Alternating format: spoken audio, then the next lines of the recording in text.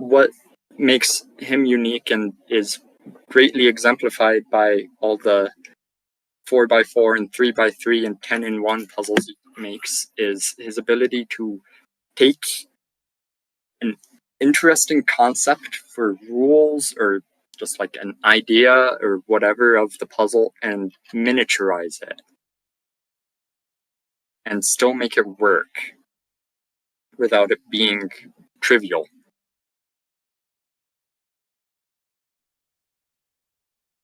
Hello, this is Ambrose, and I was asked what makes an analytical ninja puzzle unique. And I think the first thing that comes to mind is a sort of sense of fun creativity, combining puzzle types or reimagining a puzzle type like we saw with abstract Sudoku and Lego House, and sharing that fun with the solver.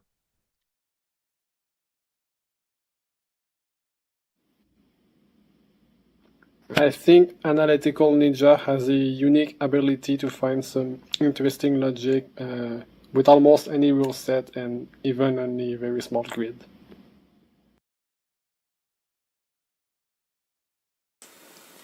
Unlike your standard ninja who hides in the shadows and masks their true intentions, Analytical Ninja wears his logic on his sleeve, so to speak, meaning that it's always easy to suss out the difficulty of one of his puzzles. Once you've found one and read the rules and seen the grid, you have a really good idea of what kind of a challenge you're in for. And on top of that, you know the puzzle's going to be very clever and rewarding.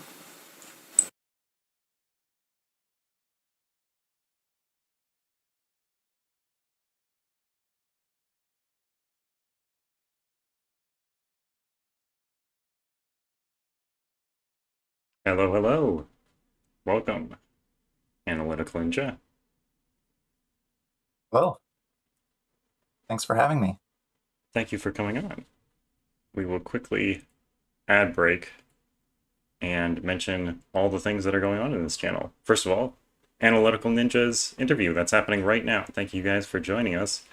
Next, we have 1,000 subs goals, so we have 3 bonus interviews and refined re-releases of popular interviews coming up if we get to 1,000 subs.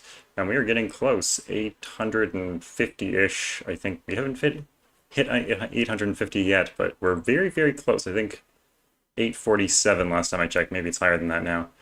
And speaking of refined re-releases, we are having a bonus refined re-release of Fistmiffel's interview tomorrow, which will be interesting. And I don't know if everyone's seen this, but we have weekly, well, not weekly. I guess I should refine that. It's more like tri-weekly or quad weekly setter spotlight shorts that are coming every week, and we'll keep those up. All right, back to every stream my braid goes longer. Yes, I've been thinking about actually shaving it into different styles and then taking photos for thumbnails. So looking forward to that. I'm thinking about maybe doing like the monkey tail beard or some kind of weird sideburn thing. Anyways, exciting news coming. Okay, speaking of great beards, Analytical Ninja, how's it going? I'm doing well. Thank you. How's everything for you? Very good, thank you very much. Yeah, what 4x4 snack would you be if your face was a 4x4 snack, I guess, was what chat's wondering. I mean, probably just it's a good question. I'd probably use something with odd circles and even squares. Some a little odd. All right, whereabouts do you reside? Where do you live? I live in Minnesota. Kind of by St. Cloud. Nice, nice. And what do you do for work outside of Patreon? Well, up until earlier this year, I was a stay-at-home dad for 4 years, so that was a full-time job of its own. And then this year, life happened, and so I'm currently working as a machine operator at a granite company, um, and that keeps me plenty busy. I work like 12-hour days, 4 days a week. So Wow, both of those jobs sound exhausting in very different ways.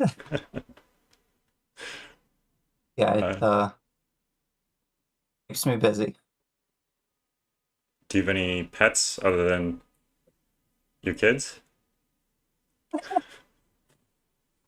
That's fair. Kids, in a lot of ways, are similar to pets in that you're kind of raising them to behave certain ways. But no, I don't actually have any pets. All right. Are you more of a morning person or a night owl? Oh my goodness. Before I started my job, I probably would have said morning person. Um, Now I'd probably be more inclined to say night owl since I work like 3 p.m. to 3 a.m. local Oh, time. So yikes. That is not fun. yeah, it's a makes for a little bit of late nights, but you do what you got to do, right? I think it was 12 hours, Chameleon, not 20 hours a day. I don't think Analytical Ninja would be alive if he was working 20 hours a day, 4 days a week. That sounds so awful. Yeah, 20 hours is rough. You can do it for like 3 or 4 days, and then you got to kind of catch up on your sleep. Yeah. I mean, maybe that was probably the schedule for full-time dad, I'm guessing.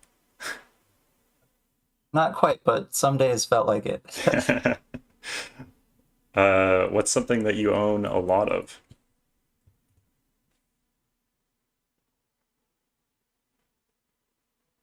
I own far too many Pokemon games.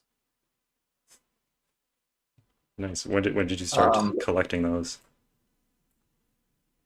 I My first Pokemon game I played was Pokemon Gold and Silver version back in, I don't know, 2000 something. Um, but I think that I bought every single Pokemon game that came after it, including like most of the spin-offs. So I'd probably say something that I own too much of would be that. I used to be into Magic the Gathering, but then it became too expensive a hobby, so I sold my collection. Hmm. Uh, So I might have said that like 4 years ago. right. What's the best Pokemon? Jolteon. Okay. If you were to be interviewed on a different topic, what topic would you choose? Ooh, that's a. I mean, I suppose to some extent I'd say philosophy, just because I feel like I have pretty decent philosophy on a number of things, and give philosophical advice to friends and family when I can. That's a respectable skill, I guess. Uh, do you have a guilty pleasure movie or TV show?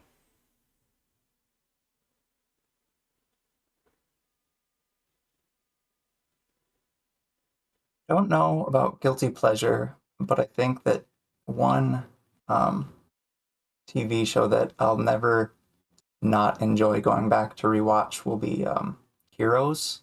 Did you ever watch that one? Yeah, I think I don't know if I ever finished it, but I have watched that one, yeah. It's a The very first season interesting of one. Heroes The first season is that very came good, out. yeah. Oh yeah, yeah. It was it Yeah. was just it was so good. Hmm. All time, probably one of my all time favorite shows. For sure.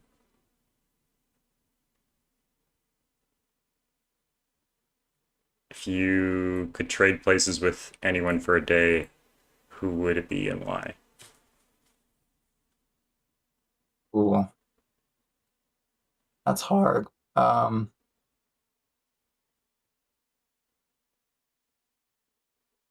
You know, sometimes being in my own head um, has its own problems, and I don't know that I'd want to experience anybody else's being in their own head problems. So I don't know that I'd even be willing to venture a guess to who I might want to try to trade places with.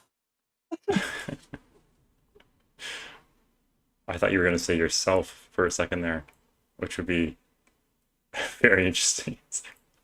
Oh, that would be interesting, getting to live my own life, but outside of my own head. That'd be cool. Yeah. Never thought about that. Are you more of an inside or an outside kind of person? Well, I really like staying in and playing video games and watching TV. But I also really like going outside, going for walks, walking along, a shoreline, picking up rocks and just looking at the critters underneath them. Hmm. So I guess I'm both. And then how do you balance puzzling with other things in your life? Very poorly. Um, so it, it's one of those things where a hobby, once you get really into it, uh, you just kind of spend every moment you can on it. Hmm. Um, and so learning how to properly balance uh, puzzling with life is a never-ending struggle, I think. Because like sometimes, I'll be at work and I'll have an idea and I'll just be like, okay, well, I can at least, jot down a note in my phone, saying what this idea is so that I can pursue it, once I either get home or wake up from sleeping. Yeah. But yeah, the struggle of balancing things is always ongoing. Oh, and I meant to ask, how many children do you have? Ooh, they actually just turned 6 um, a week ago. Hmm.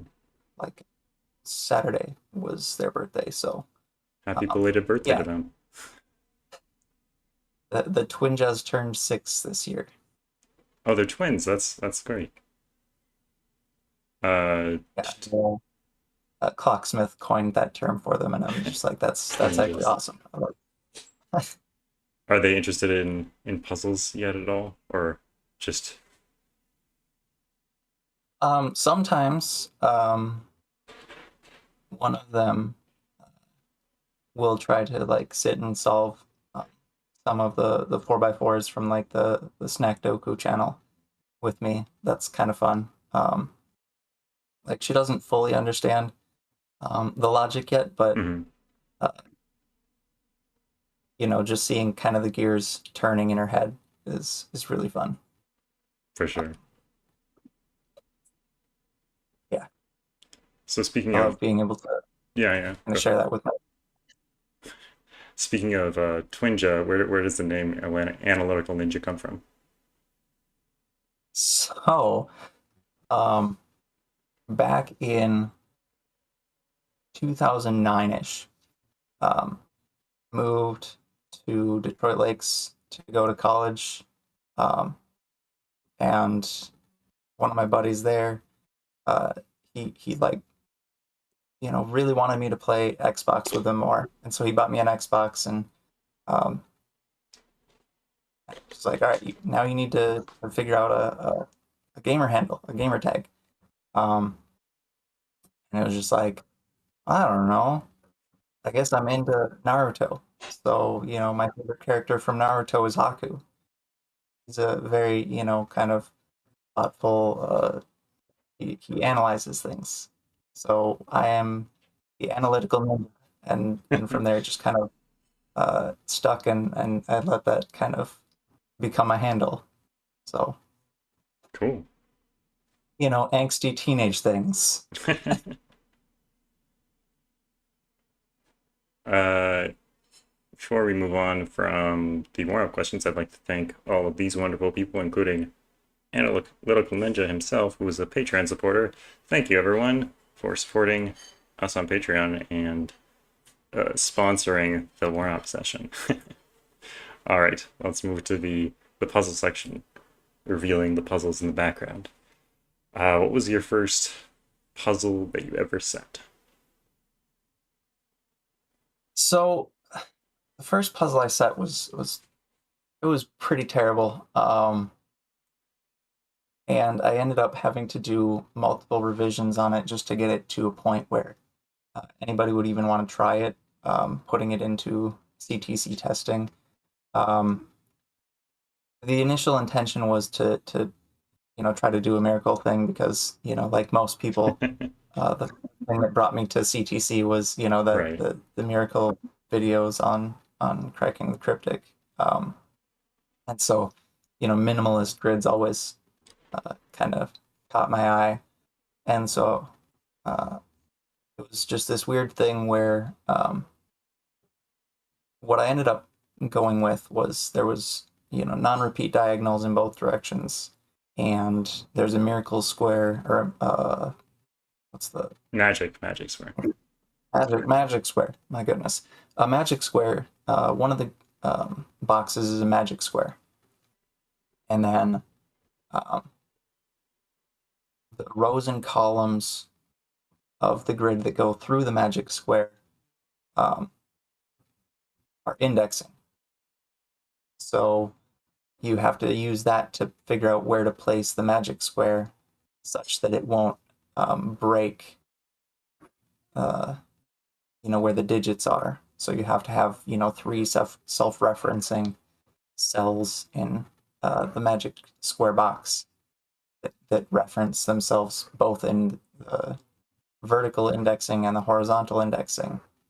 And the only position that works is box 5 with 4, 5, and 6 going in row and column 4, 5, and 6. Which I thought was really cool at the time, but it's just so involved that Pretty cool. nobody would want to try to do that, in a solve. So that one didn't even make it to Logic Masters Germany. It was just so bad.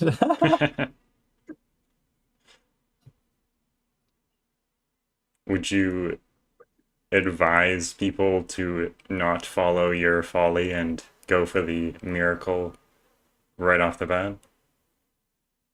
Definitely get your feet wet first with other things before attempting a miracle.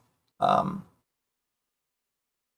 think other people have suggested, sticking to 1 or 2 constraints and seeing what you can do with those. And that feels like very good advice. So, keeping it relatively minimal with the rule set, nothing too involved with your first few puzzles is probably going to be best. Not just because you'll actually be able to complete the puzzles, setting them, but then you'll also actually get people wanting to solve them and giving you feedback, which can encourage you more to set more. Right. So, did you work out the whole indexing miracle square thing like by hand? It did. Oh. Basically, for the first few months, I didn't even know that Rank's solver tools existed. So I started in early 2022 before Sudoku Maker existed either. So I was, just kind of figuring out, these weird things by hand. Mm-hmm. And I didn't think anything of it because it was just like that was how I did it.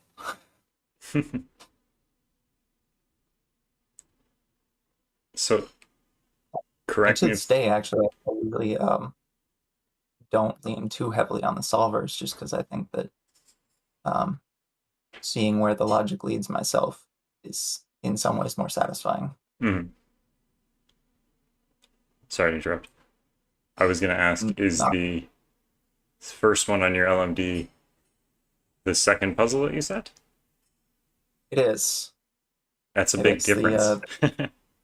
The kitchen sink, oh my goodness, that puzzle is it's a bit intense in its own way. You went to kind of the other extreme. Yeah, that one had a lot going on.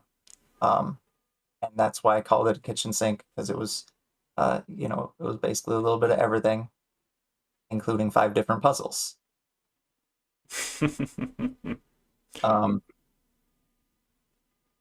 Because I had the idea of, well, what if I make a puzzle where the lines, can make a different puzzle if they're just a different type of line. And so, I went with, since I knew I was going to be using a lot of different constraints, tried to make it look kind of like a double-sided kitchen sink. Hmm. I don't know, actually conveyed very well, but that was the hope, anyways. Yeah, if I squint really hard, I can sort of. Is the sink facing upwards? Yeah, so this is the spout, right? The screen is okay. Like the 2 knobs, and then the spout coming into the right. Yeah.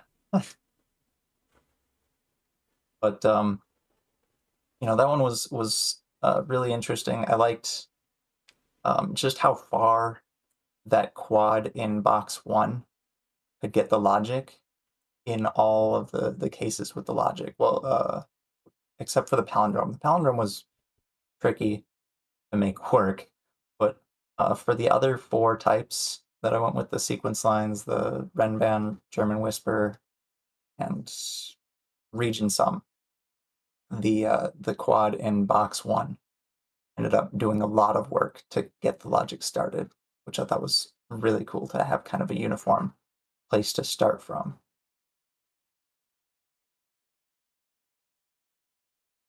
So there's one solution with sequence. There's 2 solutions with German Whispers, or is it saying that you could also use German Whispers? So I think I was listing them. The first puzzle type was the sequence. The second was the German Whisper. The third, but because of the 1, 6, 7, 8 quad clue, with the sequence lines, there's 3 cells of that line, that really long line, in box 4 that have to go in box 1.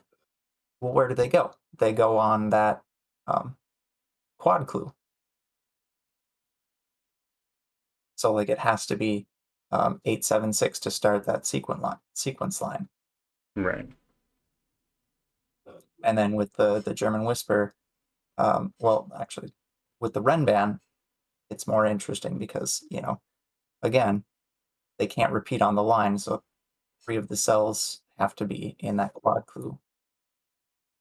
And so that was just kind of what I was leaning on for starting the logic in that one was, okay, digits repeat, within a grid, where do these cells have to go in that box?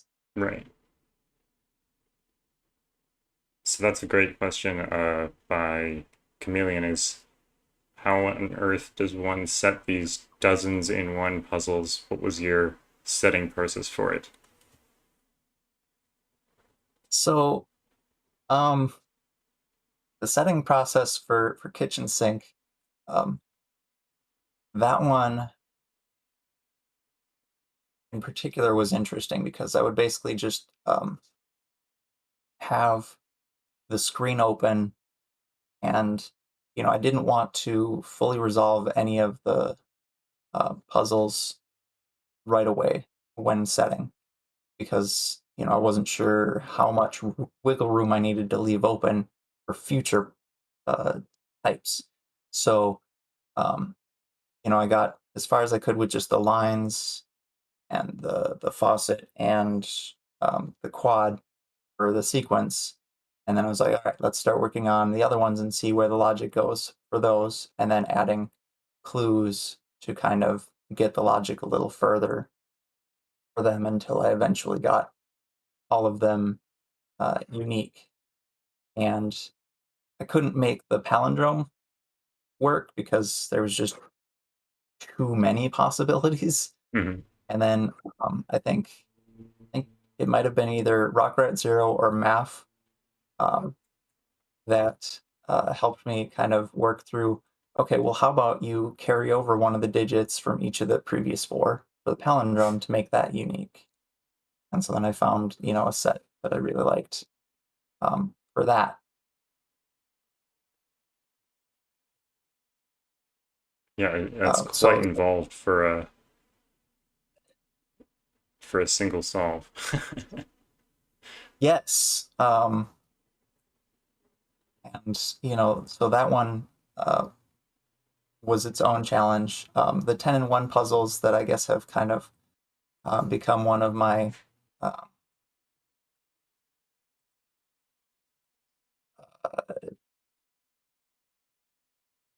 what's the word I'm looking for?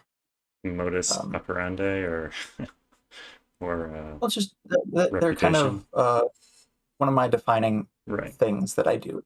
Um, so the process for those um, is almost, it's a two-step process where, with each box, I, in my head, figure out, okay, I need to make this unique for um, the mean mini portion where, you're using 3 digits to make it work. And then, write down or key in what digits are going to go where in the 9 by 9. Um, and then I kind of follow through the logic um, as I go, just kind of adding more boxes and making sure that the digit that gets carried over or um, the digits that get forced based by the clues, don't interfere with previous boxes. Mm. And then sometimes, I'll have, okay, well, I really want this to be forced to be this. So I'm going to make sure that the digit kept from this box is a 2 to force this to be, a 1-5 pair in this 6 cage or whatever. Right. So then I use that to help kind of limit down the options that I use for boxes. Okay, let's go back to the beginning. So, when did you first start watching CTC, and had you solved like any variant Sudoku before that? How'd you find? You said you found CTC via Miracle Sudoku, right? Right. So I think I probably started watching CTC videos towards the end of 2021. And I hadn't really attempted any because none of them really looked like anything that I could see what the logic was trying to do. Mm-hmm. When I was taking a step back from CTC for a second, when I was in high school, I had a math teacher who introduced me to killer Sudoku. Mm. And I thought that was really cool. I didn't end up continuing to do them after that point for a long time, but then when I saw there was some sort of CTC video with W-shape killer cages. They just were very min-maxed, and I was like, hey, I can see where the logic is going with this, so I'm going to attempt this one before watching the video. And so, it took me like an hour or two to solve this puzzle that I think Simon solved in like half an hour or something. But it felt good to know that I could actually solve these variant puzzles. And then it was like, it probably took another little while before it was like, okay, well, I'm gonna try and set something myself. Why not? And like I said before earlier, it was just absolute garbage, but it got me started. Right. And yeah, I never would have guessed where my setting journey would take me, but it's been really cool. Yeah, for sure. So I guess it took, if it was late 2021, then it would be, I don't know, like few months before you started setting. Not that long. Yeah. Yeah, I mean, probably 3, 4 months before I, really kind of decided to dip my feet in. Go to the puzzles page and just be like, all right, let's see what I can do. And that's always a good first step. Just Yeah, see what's up with that. I think that I don't think that I'd even like gone to the Discord Hmm. page before trying to set something. Which I think had I gone to the Discord beforehand, I might have um, let myself get a little more experience first. You say that, and yet your experience is very similar to many other people, so I don't know if it That's would have been true. different. uh, it's such a tragedy. But anyways, so how long did it take you? Well, I guess I have it up here. So between April 9th is when you published Kitchen Sink, and then you got a CTC feature, rail cars, on May 19th. So only a couple months later. How did it feel to be recognized like that? I was blown away at that first feature because honestly, like um, I wasn't expecting it at all. Like I'd made a few puzzles. I'd been experimenting with things. I really liked the duality concept of having clues that were two different types of things at the same time. Um, and so, I'd been sending puzzles like once a month to CTC, just here. I like this one. I think the logic is really cool. I actually had sent my second feature in to CTC before Railcars was featured. So Together Apart, um, the one with Renban arrows and non-consecutive. I had sent that one in, I don't know, a week or two before Railcars was featured. So when I saw that something was featured, I was just like, oh, cool. And then when Together Apart was featured later, I was like, oh, so they did try that one too. That's awesome. But like Glum Hippo had mentioned that they had sent in Railcars, and it was such an amusing video because it was just like the puzzle itself. So long as you see what it's trying to do, um, it's probably a 20 to 30 minute solve. It's a fairly straightforward puzzle once you see how the lines interact in it. And Simon turned it into like this 50-minute solve because he just couldn't quite grasp what it was trying to do. I think he was trying to look at it from too high of a level. Hmm. And it's like, it's not that complicated. You don't need to make it that complicated. It was it was really cool getting the feature, but in some ways a little disappointing that the logic wasn't kind of showcased as well as I would have liked. Hmm. That makes sense. Yeah, that does make Um, sense. but yeah, it was definitely a very validating moment getting that first feature.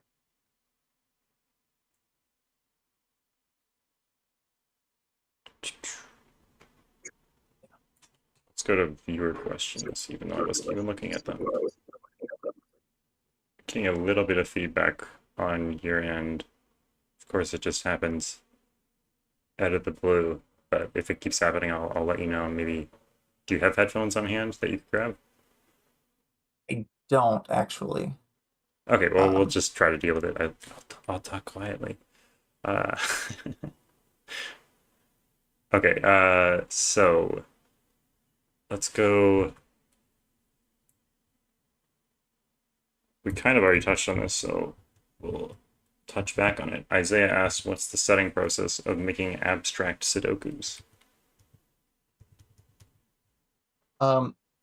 So I think my mind works in a very particular way, in that it allows me to kind of see many possibilities very quickly. So setting something where it could contain any 3 different digits, I can kind of reduce that down after placing a couple clues very quickly. But I'm assuming he's talking about like the 10 and 1 types of puzzles. But even if he's just talking about the 3x3s, you know, the process is basically the same, where you just you try placing a clue, you see where the logic leads, what gets forced, and then you see, you know, what you can add to make it unique. So like, one that I'm a really big fan of is like, there's a cage that contains all 3 digits of the box that sums to 16. Okay, there's only so many options there, right? Mm-hmm. And then if you have an arrow that sums 2 cells, well, it has to be 6, 3, and 7. Because if it were 8, 4, 4, then the 3rd digit would have to be a 4. Or if it were 6, you know, or 4, 2, then the 3rd digit would have to be 10. So like the only thing that works with that combination is 6, 3, 7.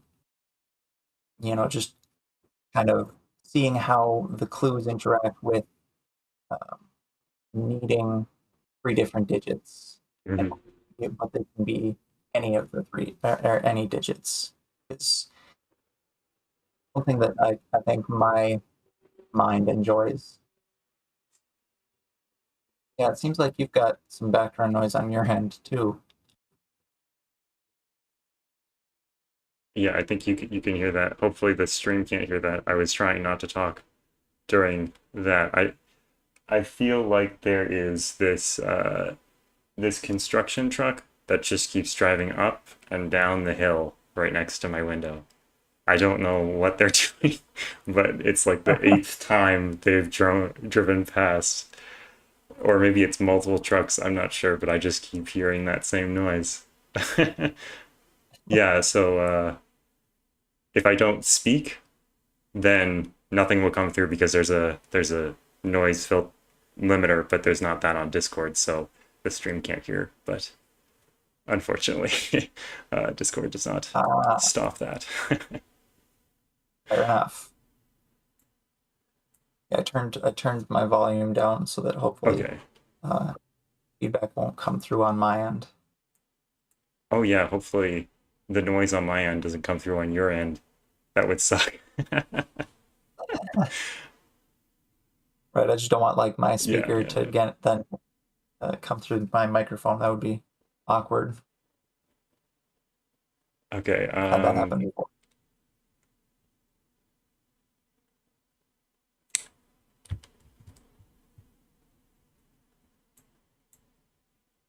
Should we go into a little bit of the advent calendar? Yeah, we can go into the advent calendar here. Challenges on that one? Yeah, comments on this one and challenges in the setting process. Because this is very different than a lot of puzzles. Yeah, that one in particular is very different even than from most of my N1 puzzles, because each box had to be 3 different things using the same clues. And so, you know, I was struggling how to even conceptualize this idea of a 25 in 1 puzzle for the longest time. Because I think I initially thought, okay, I can make it, a 9x9 grid.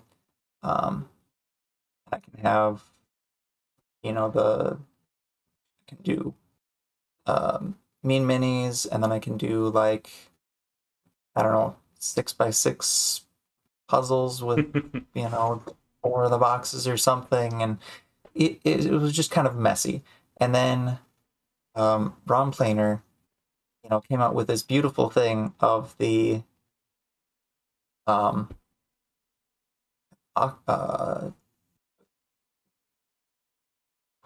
Quadri. Mhm. Quattro Quadri, where it's, 2 or 4 3x3 boxes that, contain the digits 1 to 9, and then digits can't repeat within rows and columns. And I was just like, that's perfect. Now, how do I use this? And so then I was like, okay, well, I can, just exclude one of the boxes from each row and column for the final, 9x9 Sudoku. And it'll functionally be a 9x9 Sudoku, but with 12 boxes. And so then, 9 plus 4 plus, or no, 16 plus 4 plus 4 plus 1 equals 25. And it was just like, that maths out perfectly. So then it was like, okay, well, what do I do with those other 4 boxes? Because, they can't be solved as a normal mean mini, because now they've already been solved that way. Well, I guess I, add a doubler and see if I can make them solve as something slightly different. So, then okay, now I've got this concept. Great. How do I actually go about building this thing? So I ended up taking it just one quadrant at a time, so that I could get, the Quattro Quadris unique and take it in manageable chunks. Right. Basically just, go box by box, adding clues to try to get the first mean mini unique, make sure that I get 3s in the corners, because that was, another big thing. Is it was just like, when else am I going to have a time to get 12 3s in corners in a puzzle? I mean, you just gotta. So it was, kind of trying to build around that, and adding clues. And there were a couple points where I couldn't quite get it to work, so I took a break for a couple days and just, then I got back to it. But it was just this involved process of seeing, having 3 tabs open, one to the mean mini stage, one to the quadra quadri stage, and one to the final Sudoku plus doubler stage.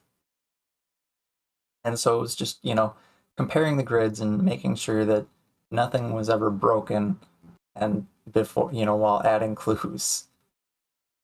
And it was just very involved, and I wouldn't advise anybody to try to attempt it themselves, because it's just a lot.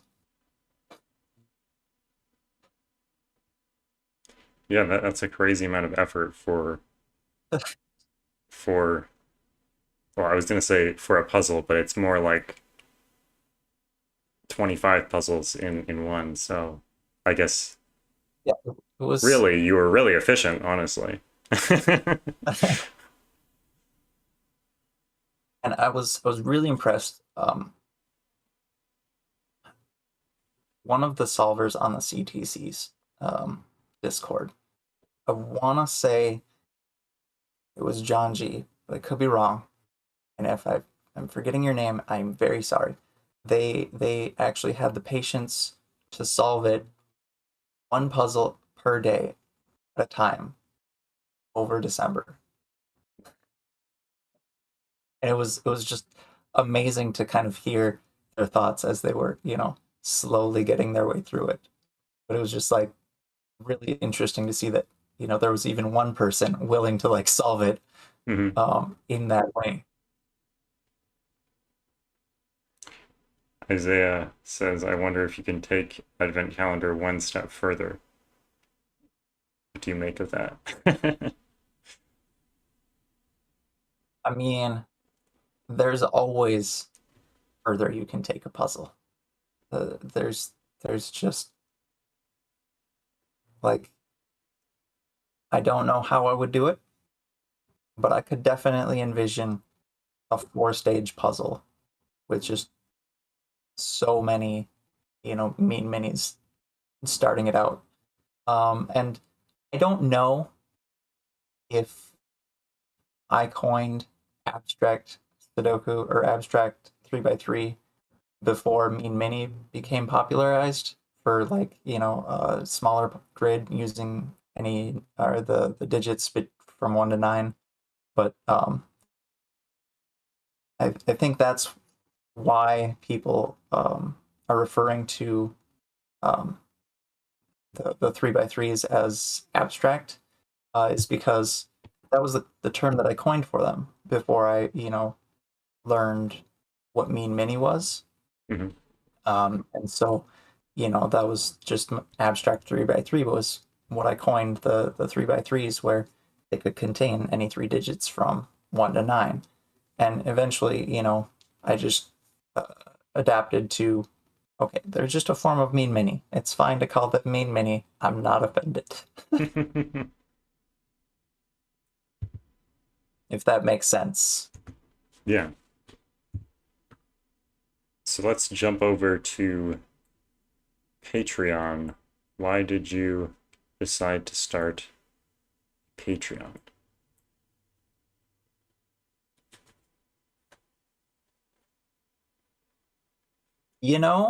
I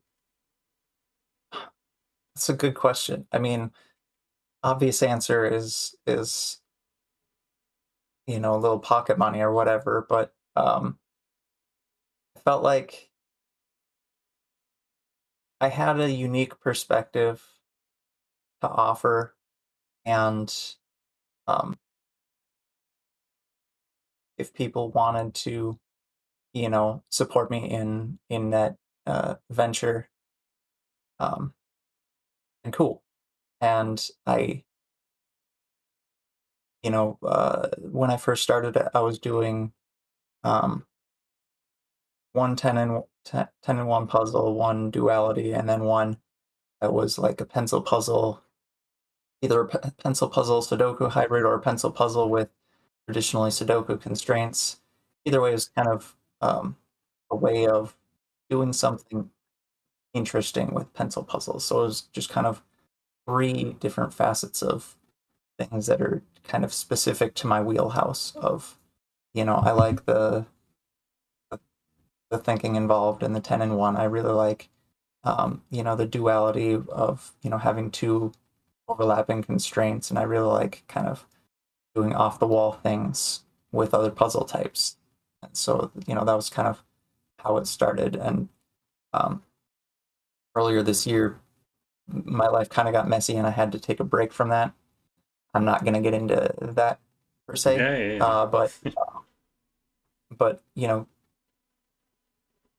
when I was selected for Setter Spotlight, it was really kind of a moment of, okay, I actually feel like I might be getting to the point where I can go back to putting out content for my Patreon, and that's been really enjoyable, seeing how the community there, or the support there has kind of grown. It's blown me away. I mean, it's by no means the biggest community or biggest Patreon ever, Mm-hmm. but just seeing the level of support there is really cool. I mean, I think that well, I really enjoy my 10 puzzles and enjoy, like, the kind of silly shenanigans I get into with my puzzle setting. I can't guarantee everybody else is going to enjoy that, but seeing that, there are a fair few people that do is really rewarding. Mm-hmm. So there's a lot of 4x4 stuff on your thing as well. Why 4x4? So That's really funny. So early in 2022, I was just not, or well, mid 2022. So after I, kind of um, petered out with my duality ideas, Hmm. I didn't have anything that innovative that was coming to me. But I was like, I wanna do something. So I was just making little puzzles, and posting them, daily to the CTC testing. And um, eventually I settled on 4x4 as a very satisfying grid size for just kind of making something little and fun. Before that, I was experimenting with 3x3s and seeing what I could do there, and that's where the abstract 3x3s came from. Hmm. But the 4x4s, they really got, their start then in 2022, mid 2022, where I was just kind of, um, not sure on bigger grids what I wanted to do. So I was just doing something to feel like I was doing something. Right. And then eventually it became, I actually really enjoy finding, kind of cool logic in this tiny grid.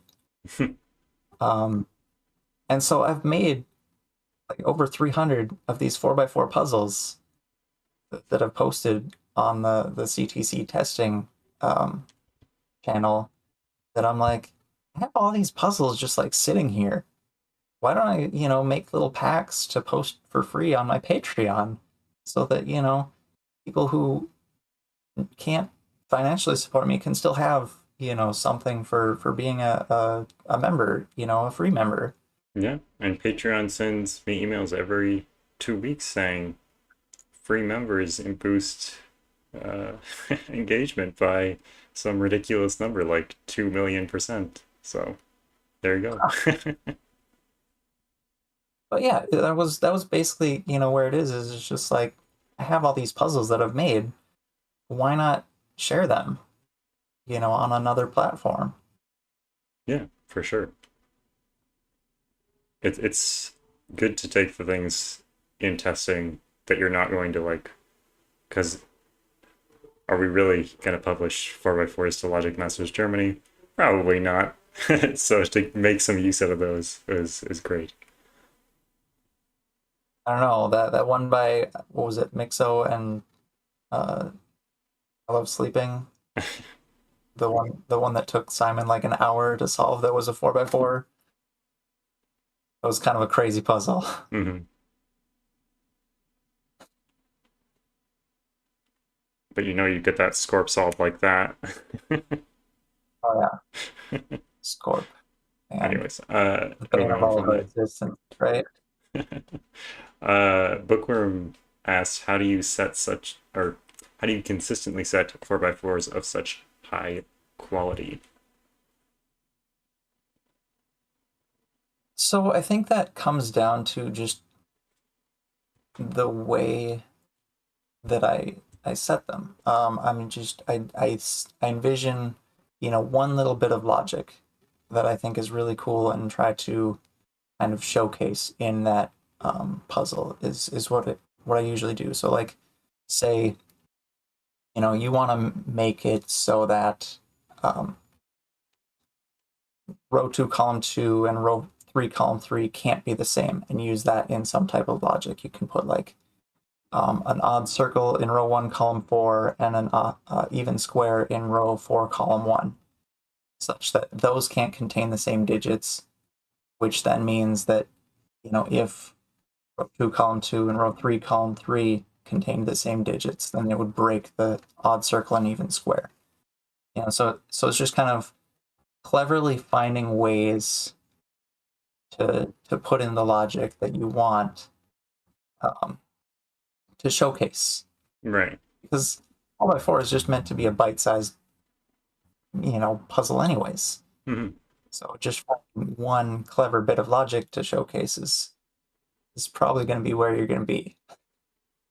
Well, we've had a lot of conversations on this Setter Spotlight series, especially with people who make pencil puzzles, talking about how 9x9 Sudoku has so many more options than your typical pencil puzzle. Like on or off, shaded or unshaded sort of thing versus 9 different options. So really, when you think about it, 4x4 isn't that far out of the realm of pencil puzzle logic, where there's 4 different options per cell. It's true. With the variance, Yeah. it makes it very, very doable to make lots of interesting logical deductions. Oh, for sure. I've definitely made a few 4x4s that were much trickier than they probably should be, because I was hinging upon some logic that without that knowledge, it becomes exceedingly difficult to solve logically. Like there's a couple shortcuts that I really like using in my 4x4s, where like if a diagonal can't repeat in one direction in a 4x4, it also, by sheer magic, can't repeat in the other direction. So sometimes you can use logic like that to like force some things, or a German whisper line. If all 3 digits on a German whisper line need to be different, and a cell sees all 3 of the cells on a 3-cell German whisper line, that 4th cell that sees all 3 digits needs to be a 2 or a 3. Right. Because the long German whisper line has to have a 1 and a 4 on it,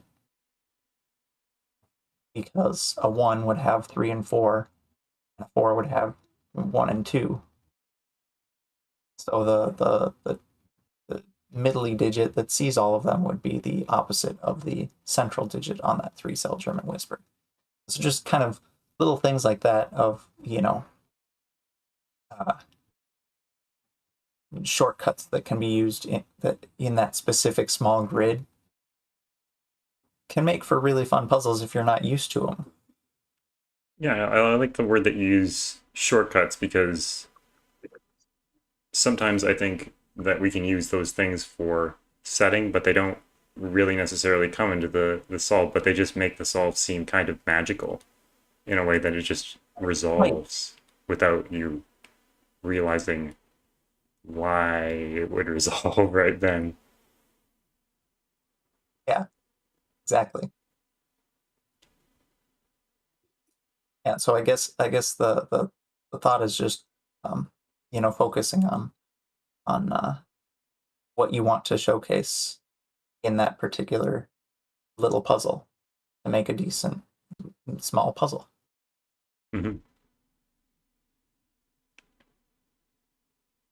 99% Sneaky had asked, how do you organize and record all of your puzzle ideas? Short answer, very poorly. Slightly longer answer, I use a lot of mental RAM because I don't write down my ideas. They just kind of stay locked up here for a while until I use them. So I have probably half a dozen or so different puzzles started in my head that I haven't actually finished yet, but plan to. And then I have another dozen or so written down in a notepad on my phone of like, okay, I want to eventually do this, but I don't actually have any solid start on it yet. So I'm terrible about organizing things. I probably have, many puzzle ideas that are just kind of lost to the ether because I'm so chaotic and disorganized. I feel that. I love when I find a note on my phone or on Notepad or sticky notes on my computer that has like 5 different puzzle ideas that I had written down one day, and then I realized that I've like made half of them, but without looking at the sticky notes. So I just thought that I had come up with those ideas on the spot, but they had come to me before, and I just didn't remember that I thought of them before. I'm like, oh, that's a great idea. How did I not? Oh, I did think of that before. I just didn't find the sticky note that had the ideas written down on it. Right. Yeah, I was looking at it through old notepads on my phone, and I found one that was just it just contained the combinations for region sum arrows, because there's only one that works for each length of arrow that works. Hmm. And that was kind of what Mark stumbled upon in his logic during the solve of that puzzle, was that, oh, there's actually only one combination that works for each of these lengths of arrow. And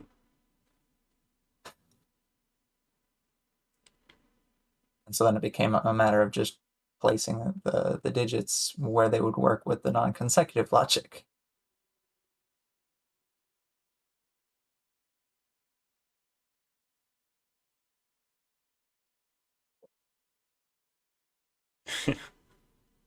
Chameleon asks, I recently saw a YouTube short saying that squirrels don't find 80% of the nuts that they find. How much of the ideas that you cue in your head get implemented?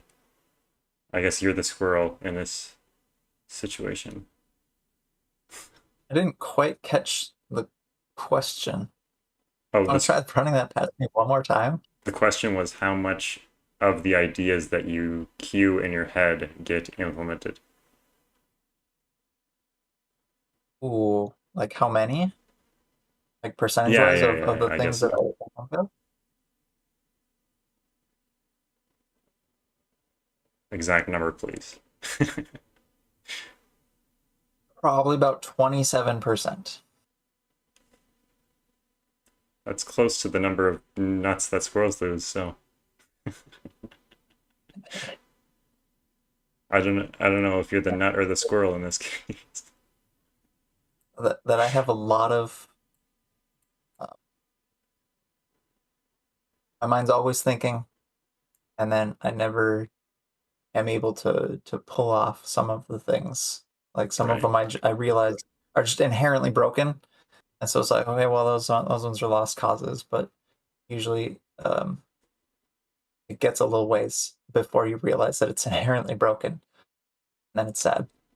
I love those ideas that form in your head but don't actually make sense when you try to implement them. You're like, what if this? And then you try to do it and you're like, wait, that doesn't even work in reality. Oh, I have one that I really, really am looking forward to finishing one day, but it's probably going to take finding a grid that works before I can do it. So at one point, I don't even know how this conversation started, but Chameleon had said there should be more puzzles with rubber ducks. Hmm. And so I'm like, I, I will make a puzzle with rubber ducks. And so, my concept that I'm going to eventually finish is a puzzle with a star battle with rubber ducks.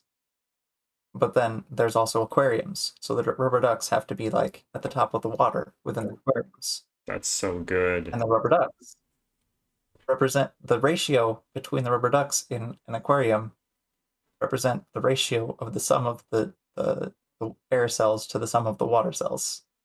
Hmm. So they're ratio ducks.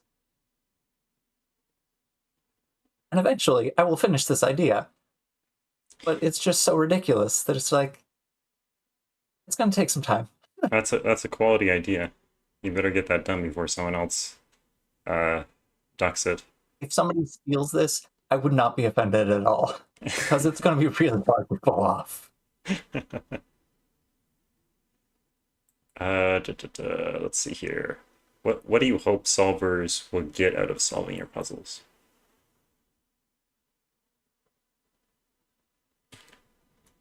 In most of my puzzles, I like having an aha moment.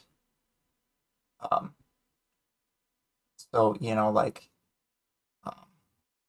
in my under pressure puzzle, there were a couple cages where a very low digit was forced to be at the bottom of these aquariums where the water had to have digits higher than all the air cells. And it's just like, how is this going to work?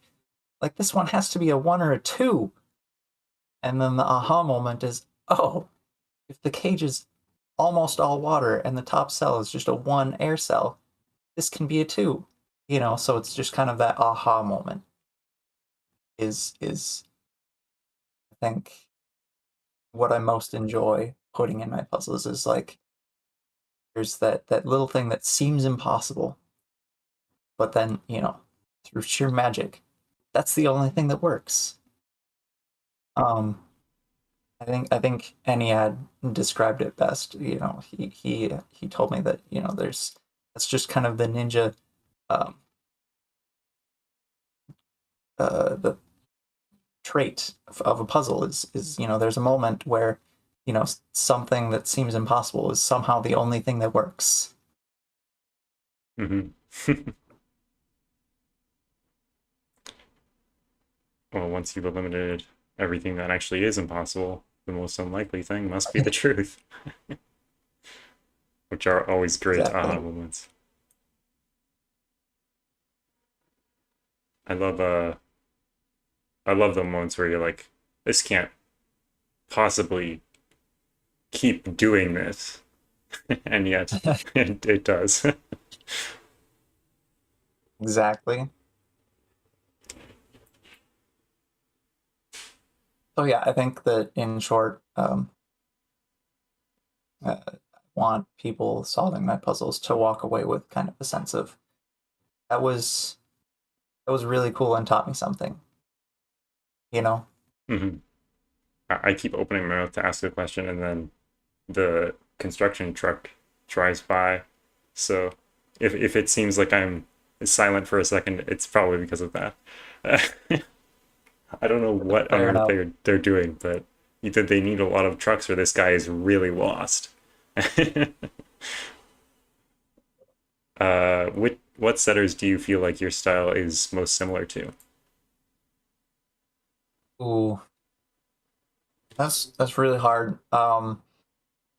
So I think that mostly this comes down to me not even necessarily knowing what my setting style is. Uh, but you know, I think that uh, I don't know that I'm necessarily all that similar to anybody else, but in necessarily the puzzles that we make. Right. Um, but I really feel like connecting on kind of a thought process wavelength type of way. I've really enjoyed getting to communicate and trade off thoughts with like Rock Rat Zero. I really miss talking to him because I know that we used to talk a lot more at the beginning of our setting careers. We started very similar times. And him and Agent, I loved getting to kind of bounce back and forth between Agent when I was doing like a lot of my silly duality things, and I made um, Descending Madness and Regional Variants, which were just like these ridiculous puzzles where you had to figure out what the lines were, but you know he loved working through the logic, and you know he has very similar kind of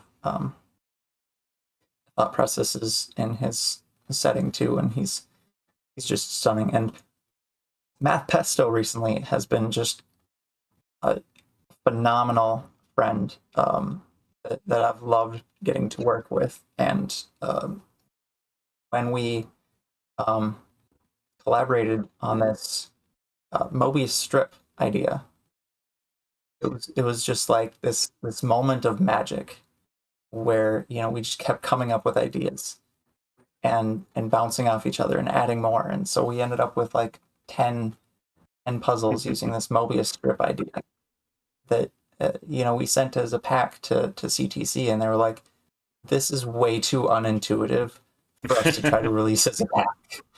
Stop." But then they came back to us because Chili and Xeon Risk had reached out almost at the same time with their own unintuitive, really hard pack of puzzles with the Oblivion cells. And so we ended up collaborating to combine the two to be super intuitive. into the Mobius or the ARG that we had last year. Right, yeah. So me, Math Pesto, Chili, and Xeon Risk were kind of in charge of making the ARG and making that all work. And that was a super fun time getting to work with them. I'm sorry, I went on just a wild tangent from who I set similarly to, but it's great. Let's talk about the ARG, which is so augmented reality game, right? Yeah. So basically, we kind of got together and we were figuring out how we wanted to make this all work. We had this character who was somehow transported through time, and we had to help them get back.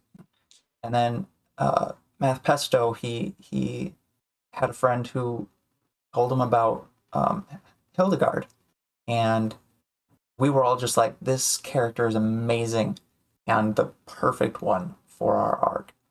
And so we ended up using a lot of her real life details when crafting narrative components and different things between the puzzles that we had made for the ARG.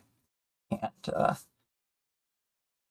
was just a huge fun team effort to make this whole beautiful thing work. At one point, I think Chili had suggested, we have a QR code to go to the final puzzle. And I was like, okay, that's cool, but how are we going to do that? And we were like, well, what if we just have puzzle pieces from the other puzzles, that combine into this QR code? So we created the QR code to make to the final puzzle, and then we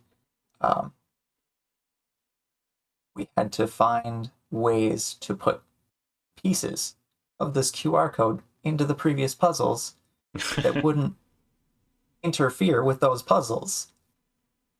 But we also had to find a way to make the shading of the puzzle pieces make sense. So it was I took up the task of reverse engineering, breaking down the QR code and putting it into the previous puzzles.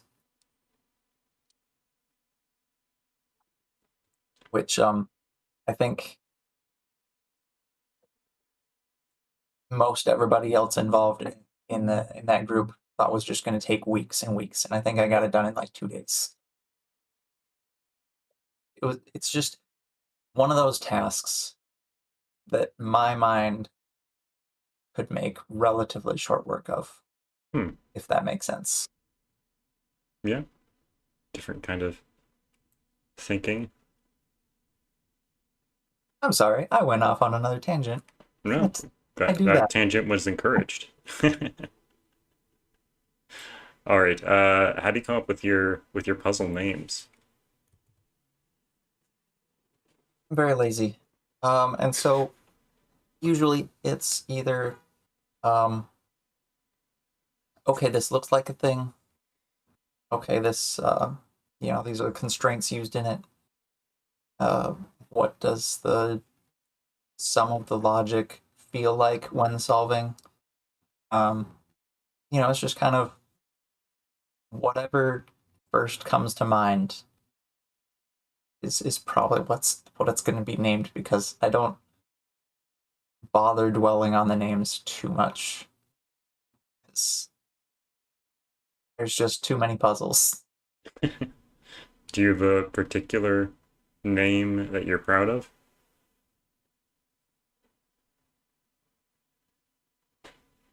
I think Under Pressure was probably one of my favorites. Was just that one felt so perfect when setting and making it. I think that one is just peak Under Pressure. Yep. Sweet. What's the most unusual theme or inspiration that you've used for, oh, I feel like this is the rubber duck, for a puzzle?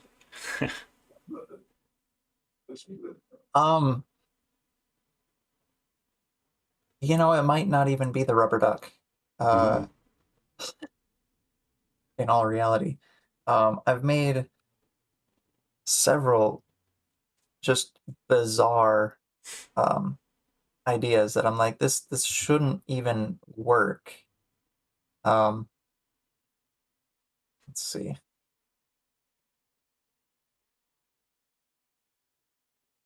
Okay. Yeah. Denominators was definitely something that it was like, why would I even think of this? That's ooh. Okay. Another really unusual idea I had was to use numbered room clues, right? Mhm.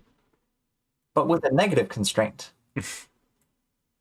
So I gave a grid with givens and no numbered room clues and said, all right, all numbered room clues are given. And they all point to the same number. There isn't any. Solve it. So I think that was probably one of my wildest things that actually created a puzzle. Eventually, I have another idea that may one day become a puzzle. That I think I'm gonna actually keep this one a little tighter to the chest. um, but yeah, I've definitely had a few just wild ideas.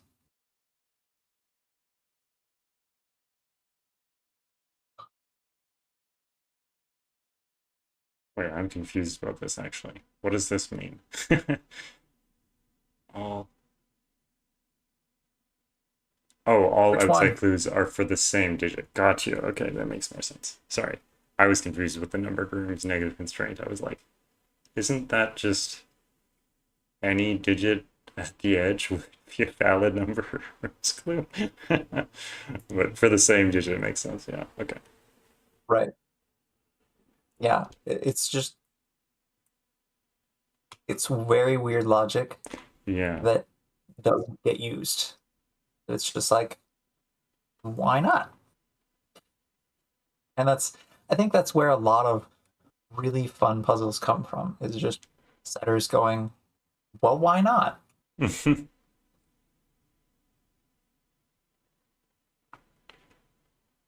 you have a puzzling regret? Any puzzle you want to take back or redo? Oh, that's hard. I mean, I think almost everybody has puzzles where they go back and they're like, man, that ending just wasn't quite up to snuff. Um, there is one that I think uh, most exemplifies that for me. And that's because when solving it, the intended logic gets short-circuited fairly quickly. So it almost becomes too easy to get to where you can make deductions. Hmm. it's called Between Two Arrows. It's a puzzle where these arrows are pointing at each other, but then also like the first or the end of one arrow circle to the other arrow circle is a between line. So it's basically, just supposed to be using that logic to kind of force things.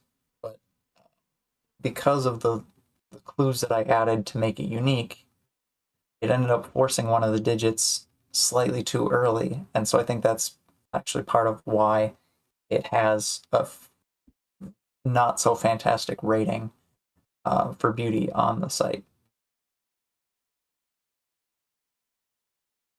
Well, 81 isn't too bad. What do you think of ratings in general? Are you a rating fiend? Chasing that high? I mean,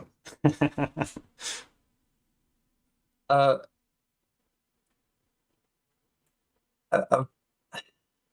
it's hard to say yes to that question. Too much focus on ratings, but I'm also part of that problem, so can't complain too much about the focus on it, because I also like getting ratings above 95%. I mean, I don't think anyone says they don't like getting a high rating, right? Like, it's just a normal, natural. It's like saying, "Oh, I'm not gonna. I'm not sure what to compare this to. That's appropriate, honestly." right.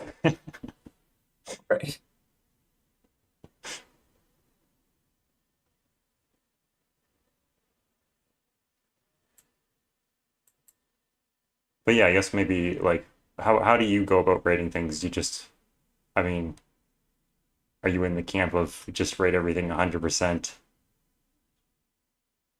or don't solve it if you don't like it, or what? I mean, as a general rule, I try to rate, fairly. If I felt like it was a good puzzle, I'll rate it 5 out of 5. If I feel like it wasn't quite as smooth, or the deductions just kind of felt choppy, if that makes sense. Mhm. I might rate it a little lower, even if it's one of my friends who made it, because it's just like, well, I like being honest. Yeah. So you may be my friend, but if the puzzle kind of needs a little work, it's probably good to know that, and not kind of give you false hope, if that makes Mhm. sense. So Clocksmith actually reached out to me, and they reminded me of probably the most bizarre puzzle I helped make. I think it was called Dismember That Sheep, or something like that. And so basically, like, you had to draw a sheep and then like cut it apart with lines. I think that one was only ever in CTC testing, but yeah, that definitely feels up there for unusual puzzle ideas. So let's talk about collaborations then. You mentioned a couple collaborations that you've done. How have they impacted you and your views on setting? I love collaborations. They are just the best. So I know I made one with, at least one with Rock Red Zero. We want to eventually make another one, but I don't think we've gotten back to it. We made one where we both used duality clues.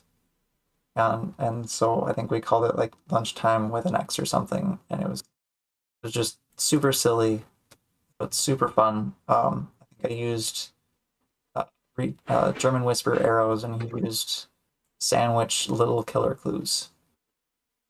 And so the logic just was super, super interesting. I've made a couple collaborations with Clocksmith. One of them even got featured on CTC, the Galactic Star Battle or something. I don't can't quite recall the name of it. Yeah, Galactic Skirmish. Yeah, that one. That one was really fun. He basically was just like, I want to make a puzzle that's got star battles and Spiral Galaxy, and I don't know what else. And I'm like, we will do this. We are gonna do this, and heck, I think we can even get it featured. And so we did. Um, the ending part, the killer Sudoku ended up being fairly difficult compared to the previous two parts, but I was still very happy with how the logic progressed in that. We kind of that was a fun process of figuring out how to make the different stages work. Made a collaboration with Agent at one point. I don't want to say he was disappointed in it, but it felt like he was he felt like it probably could have been better. So it's kind of, I think it's just sitting in CTC testing and the archive. I think we called it like um,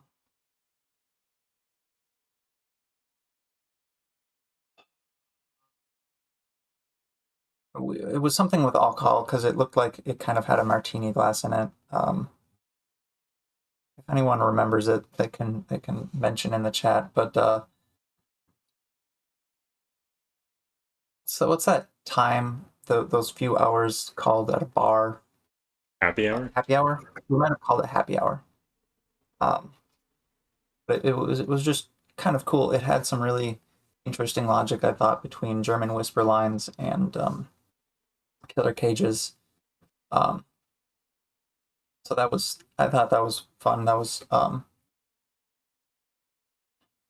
while back. You know, it was popular to kind of do collaborative setting where you send a puzzle back and forth with each person making a one clue and then sending it back. Like I said, I did that whole bunch of Mobius strip puzzles with Math Pesto. That was a ton of fun. I made a collaboration with Chili that ended up being really hard. And it was also really hard to make because we wanted to use Magic Labyrinth. I don't know. Most people probably haven't even heard of this. I hadn't until I just stumbled across it on Logic Masters. Magic Labyrinth is basically you place digits in a grid such that they form, you know, consecutive string along the path. And so we were like, well, let's try to make a puzzle where a person has to make a path and then they have to find the digits for the Magic Labyrinth in this path that they just made. And so that was just super duper hard. But I kind of loved it because, you know, getting to work with different people in this way, you know, seeing how their mind works through different problems. It's just a ton of fun, honestly. I think there should be more collaborative setting because it just, you get so much more out of a puzzle when you can have different people bouncing different perspectives off each other to make a final product. Yeah, I would definitely recommend anyone who hasn't done any collaborative setting to give it a try. And if you're worried about your perspectives being challenged, well, good, because they probably will be. Good. Yeah, exactly. I joined this group of like 15 setters a while back that we made this ridiculous fog of war puzzle I think River was in it. 99% Sneaky was in it. I want to say Pedaling Pianist and I Love Sleeping were in it. Kafka Farna, just a whole bunch of people. Dorlier. And so basically, we just took turns adding one clue to this grid. My clue just ended up breaking stuff because I was stubbornly insisting upon having this ridiculous long region sum line, and they were like, "It's making it really hard for everybody setting after you. Can we adjust it slightly?" And I was like, "Fine, that's totally fine." It's actually really funny because in the final grid, I think the digits are actually in the same place they would have been had the long line stayed where it was. So it's kind of there. It's just not actually there. Right. But yeah, I found out that a really long region sum line going from like one corner to the opposite corner following an edge, but skipping out on the corner cell, the opposite corner, has to have a sum of 16 with a 5 in that missing corner cell or something like that. And I was like, that's really cool.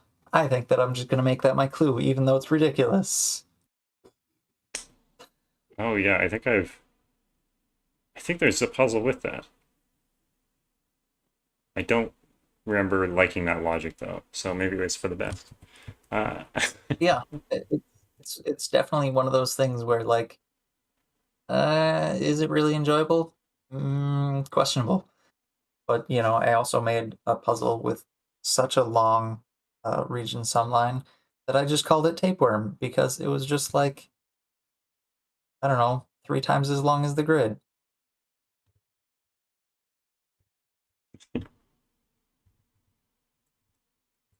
It literally goes around the whole outside, and then it comes around and goes in the boxes some more. That one's actually on Logic Master's Tapeworm. Yeah, I should bring that up. There we go. There's the worm. Yeah, it's just an absurd little thing that was just like, I want to see what I can do with a really, really, really long region sum line. So I think the logic started as, what happens when it has to go around every cell in the outside? And then I worked from there. But I think that one was a lot smoother than just one random region sum line that's really long. Totally does look like a cat in the middle part. Oh, yeah, I could see that. The eyes are a little bit on the thigh, but I love it. Isaiah asked, what tips/insight do you have for new setters on setting puzzles? Just go for it. I mean, really, like most things, like having kids, you're never really going to be ready until you do it. So, just acknowledge that you might end up making something terrible at first. We almost all do. Mm-hmm. Just put yourself out there and try it. And there is no shame in trying with a small grid first. I know that some of the people, some of the setters that I've seen on the CTC Discord actually were inspired to start setting just by seeing and solving some of my daily 4x4s. They were like, this actually inspired me to try to make something myself. And so, just knowing that you can do it, regardless of whether or not you think you can. You probably can. And I think another thing that's important to know is that everybody has some perspective to add, something of value to contribute, even if they don't realize it. Yeah, So for sure. try. The worst that happens is you hear, okay, that wasn't a good puzzle, but now you know what you might be able to do better for next time. Just keep trying. Yeah. Like, the best advice is just to put yourself out there and try. All right, let's try some rapid fire questions here. So one answer or the other as quickly as you can. Okay. High lowity or odd evenity? Odd even. Local or global deductions? Local. Coloring or good living? Coloring. Simple or complex? Simple. Favorite digit to dance to? 5. Geometry or arithmetic? Oh, that's hard. I mean, for me personally, it'd probably be arithmetic, but in my puzzles, I'd probably go geometry. Yeah, that one's really hard. I think that one would change depending upon the day for most people. Right. Penpa, F puzzles, Sudoku Maker, or something else. Probably Sudoku Maker. It's really convenient. Yeah. Sudoku or pencil puzzles. Sudoku. Chaos or order. Order. Big or little. Little. Digital or analog. Digital. Cages or lines.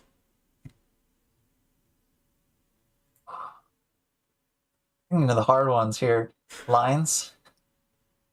Arrows or dots. Arrows. Indexers or chess constraints. I would not use either, but probably chess constraints. To disambiguate a puzzle, a given or an extra rule.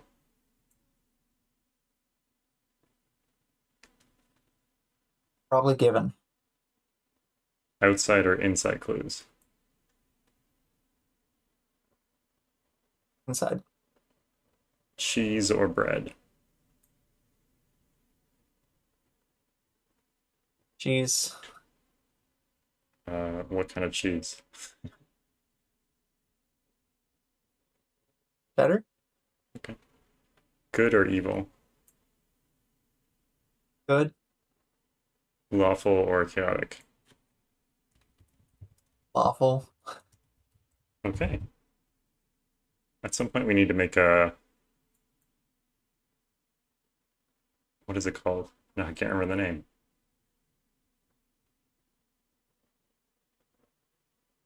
A chart with the 4 things and then the different setters on it based on their answers. That's Yeah, something I bet most. Yeah. most people would probably be in. Awful good.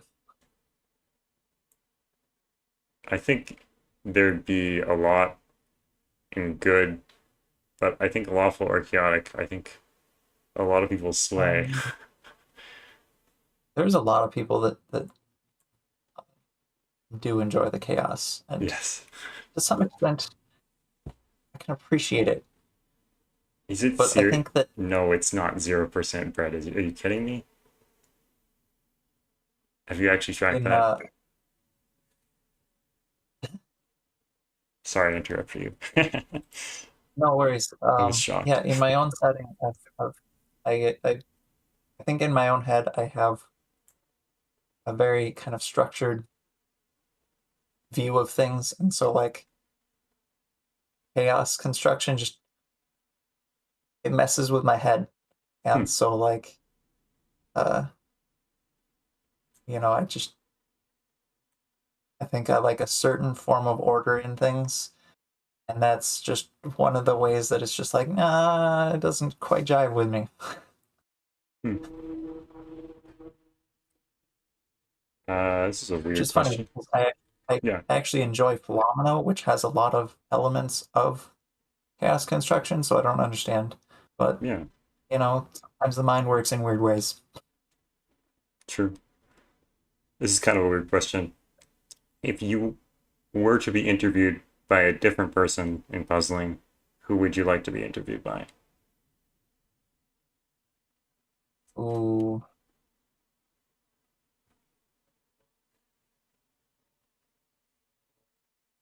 I mean, obviously second choice, right? But You know, I feel like the person who would be most entertaining might be Neverio. that's true. Naverio is a very entertaining chap. So I think I'd probably go with Neverio. What would you do if you just started playing the guitar? I don't know. I think I'd just sit there. I'd enjoy it Yeah, because I'm not capable of playing the guitar. true. Oh, this is a good one. Do you feel like you're good at writing the rules to your own puzzles? No, I am terrible at writing rules. I constantly have to ask people if I wrote my rules well because I'm so bad at it. Do you Yeah. ask people like personally, or do you go in voice chats or whatever? Yeah, so I will like message um Chili or Math Pesto and just be like, did I write these rules okay? Is this clear enough? Because I'm just so bad at it sometimes. Like, I'll come up with an idea of something that I want to do, and then they'll be like, but what does this actually mean? And I'm like, okay, it's not clear enough. Got it. Like I think the negatives constraint on um the numbered rooms puzzle was definitely one of those where it's just like this is not very clear even after multiple revisions. Yeah, definitely example images help when it's unclear what is actually intended. Yes, that is why with a lot of my puzzles that have those weird rule sets like Under Pressure, um, I do go ahead and make an example puzzle. I think I made another puzzle that like Bird of Paradise was another one that was just ridiculous and absurd. And honestly, I thought it was really cool, but it's like so out there that it's like nobody's gonna want to try this, even with an example puzzle. But I'm gonna put it out there anyways. Um, yeah, Bird of Paradise was another one where I was like, I'm gonna just start with an idea of just drawing a bird in the grid.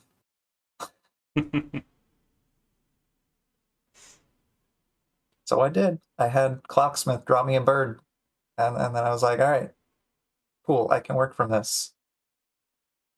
Not sure if I see the bird. A very pretty bird. Where's the But head? yeah, the rules on that one were definitely pretty um, touchy to grasp.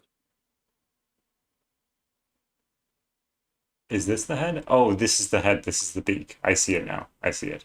Yeah, okay. I see it. I thought this was too small to be the head, but now I wasn't seeing the scale correctly.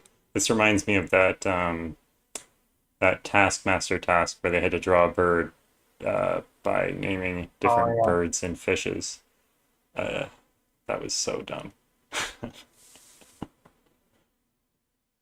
but amazing as well.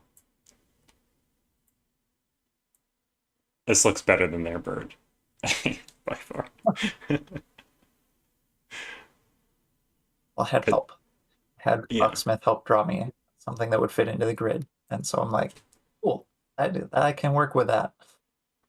Yeah. Are you good at other drawing visual things into the grid, or do you usually need help with that sort of thing? I feel like I can do pretty okay at a 4x4 grid. When I try in something bigger, it's not always, it doesn't always turn out well. I I think can acknowledge that I'm not always the best at that. I think most things in a 4x4 grid look like a spiky blob. Yes, they do. But if you know what you're looking at, you can kind of piece it together. I had a series of puzzles where I was just into making people in my 4x4 grids. So I used like arrows and odd circles and just made a whole bunch of 4x4s with little people in them. Yeah. Stick It figures worked are because not just kind of looked like utilized stick enough in figures. Sudoku. Yeah. Absolutely. Okay, So here's it worked because yeah. when they're stick figures, then it doesn't have to look great. Yeah. Yeah. Don't need any details there. Here's probably a good question, which I believe you have an answer to. How do you overcome creative blocks when designing puzzles? Ooh.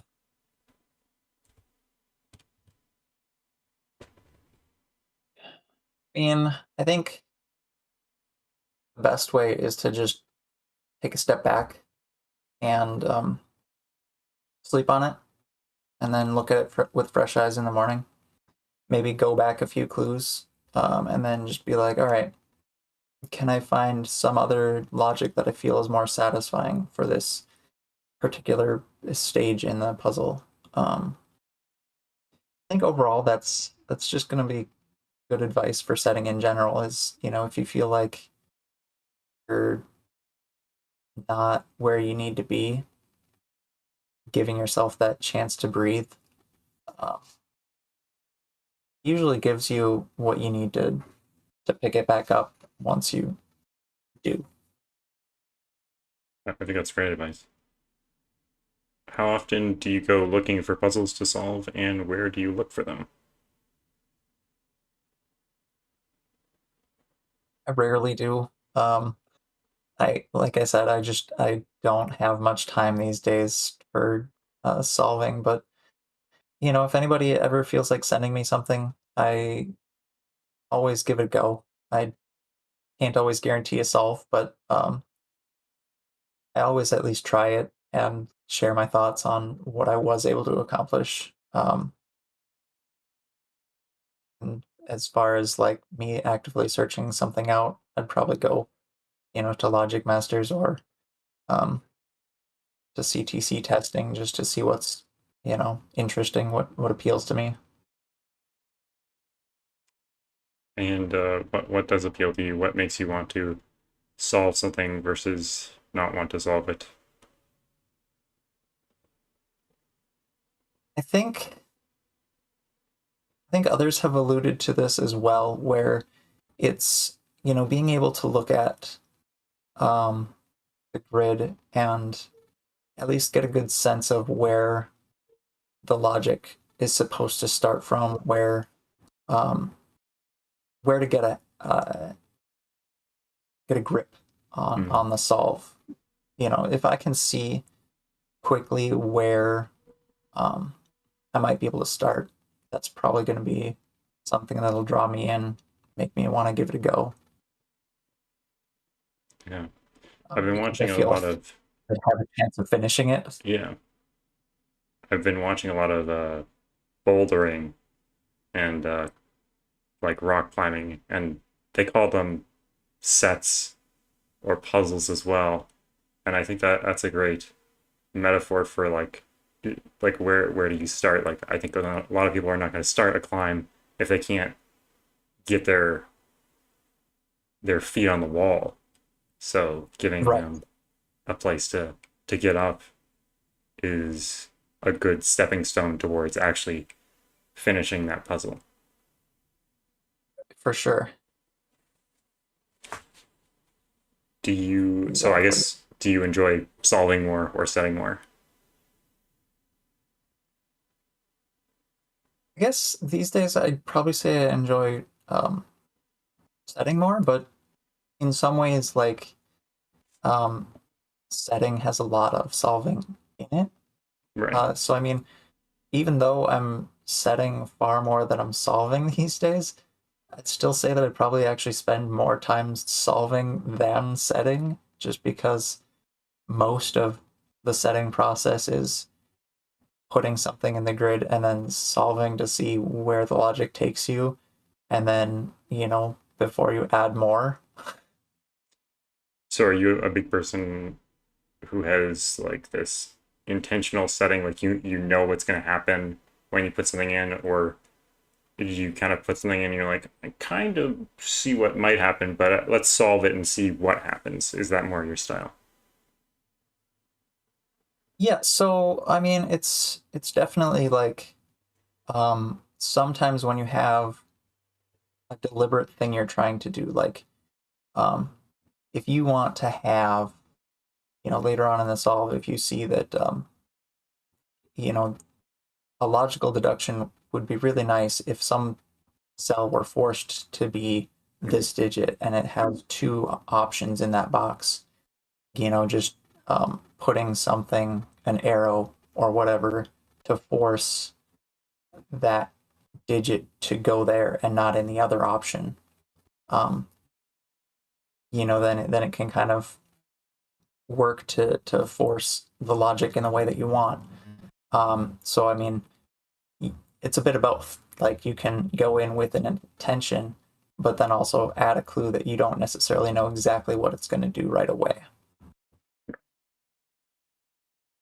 And then the classic question, is there inherent value in setting? Is there inherent enjoyment in setting? Would you set puzzles even if no one were gonna solve them or would solve them?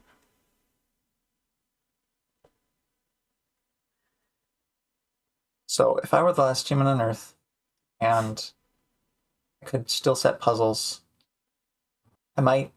I mean, one day I might go back and uh, try and solve them and be like, oh, that was some really cool logic that I packed in there. Because I mean, like, I'll go back and see some of my older things and be like, wow, that was actually a really cool deduction um, that I put in there, you know, uh, and notice kind of those moments of clarity where it's just like, oh, that was way cooler than I even appreciated at the time. Um, so yeah, I probably would.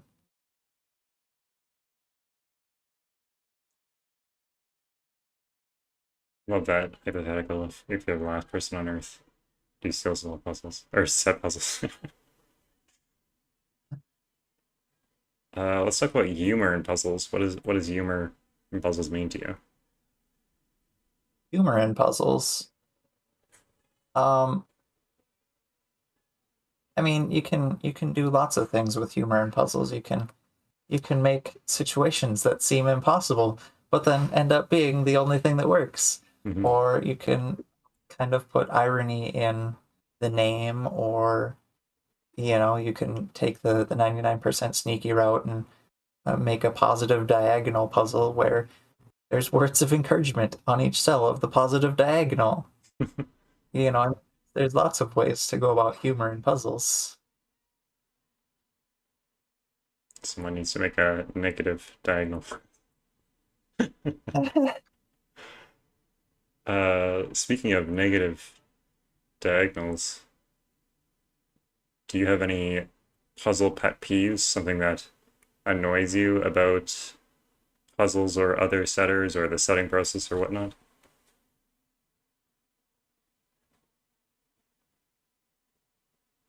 I mean, I think the only thing that really bothers me is when people are unnecessarily rude. So like they'll give feedback, but it'll be a little bit too negatively twinged.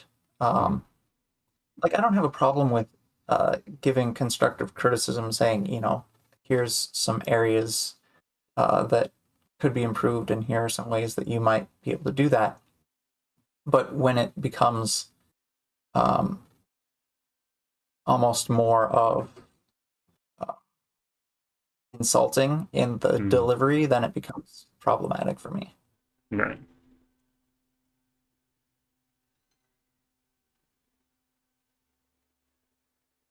But overall, I think that almost everybody that I've interacted with has been tremendously positive. I mean, like, I've loved working with so many people.